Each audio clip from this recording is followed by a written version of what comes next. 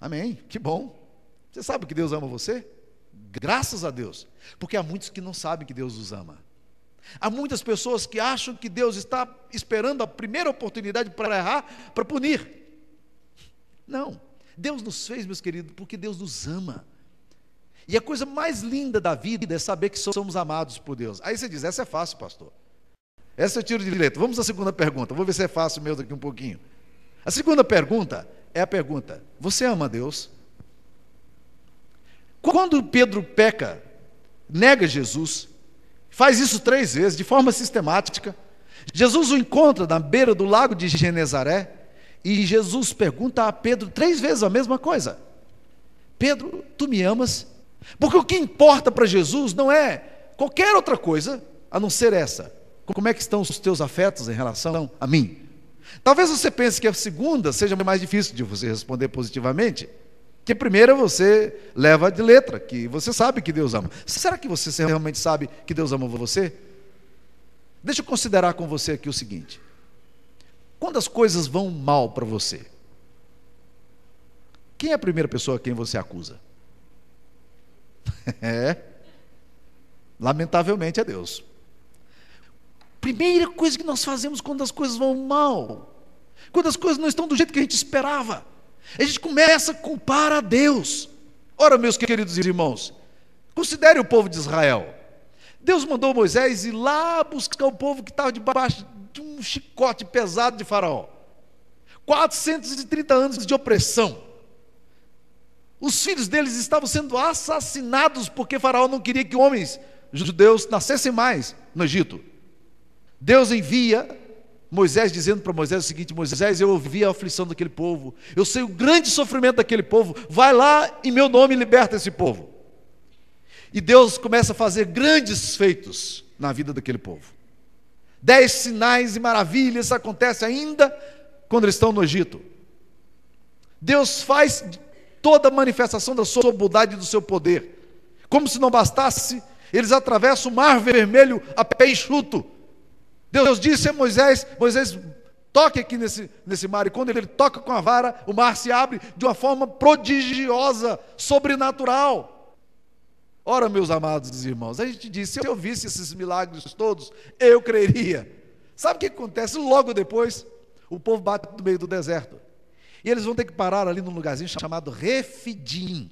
O que é interessante é quando você lê o texto lá de Êxodo 17, diz o seguinte: eles pararam segundo o mandamento do Senhor. Deus disse para eles, parem aqui. O que esse povo deveria fazer nessa hora? Dizer, Deus está conosco, nós já vimos tanta coisa maravilhosa acontecendo, por que é que nós vamos duvidar? Mas sabe o que aconteceu? A Saneago foi lá e cortou a água deles. Eles não tinham mais água. E eles começaram a ficar desesperados, ausência de água, e a água não vem. Eles foram na direção de Moisés e queriam matar a Moisés e Arão, que eram os líderes deles.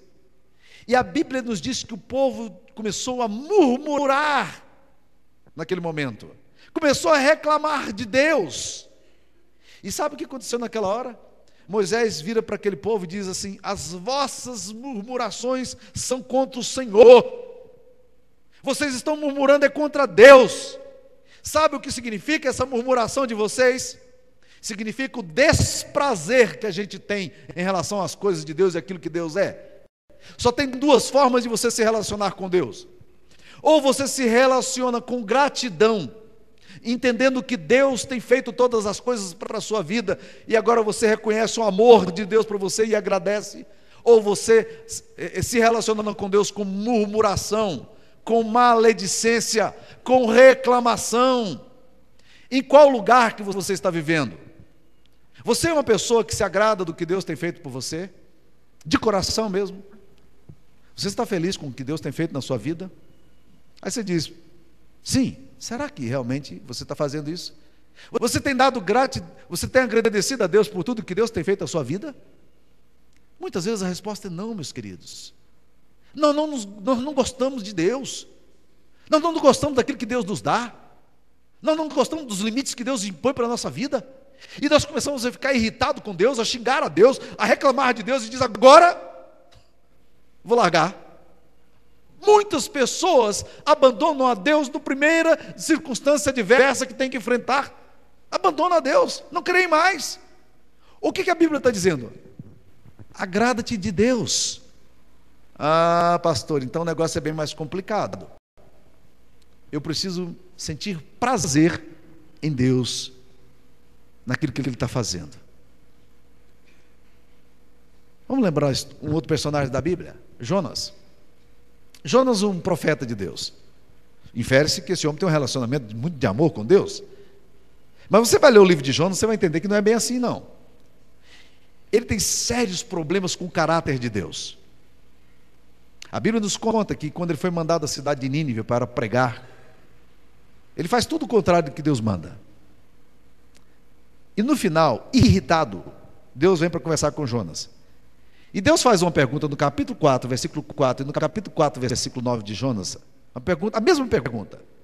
Ele pergunta a Jonas, que está na carne, está irado. Ele diz assim: Jonas, é razoável essa ira sua? Jonas, você está vendo que tem um problema no seu coração? Faz sentido, Jonas? O teu coração está se relacionando comigo dessa mesma forma? É assim que você quer tratar a vida de Jonas? Sabe qual foi a resposta de Jonas? É razoável minha ira até a morte.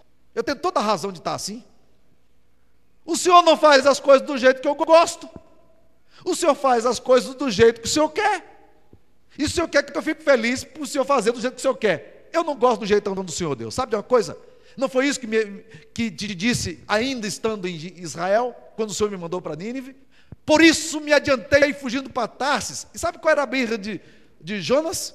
Ele diz lá: porque eu sabia que tu és um Deus clemente, misericordioso, benigno, longânimo e que se arrepende do mal. E eu não gosto do jeitão do Senhor. Se o Senhor fosse um cara durão, que batesse no pecador, que o Senhor pegasse as pessoas que fazem a coisa errada e massacrasse, eu gostaria do jeitão do Senhor.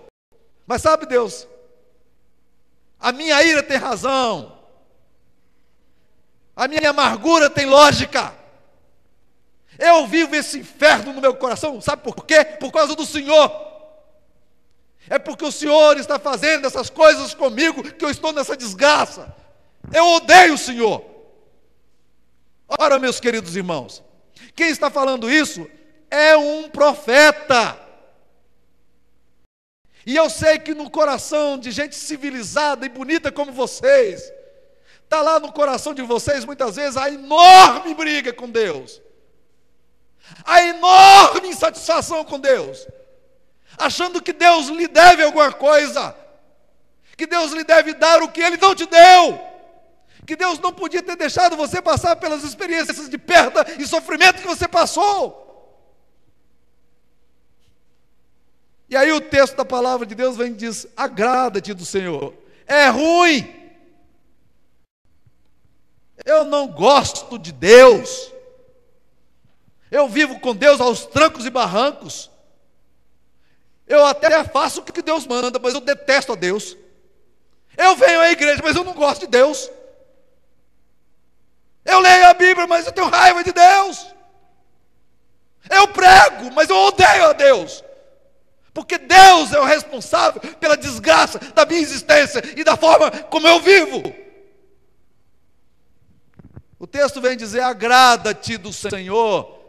Que agradasse do Senhor o quê? Eu não gosto de Deus. Que prazer eu posso ter em Deus? Nenhum.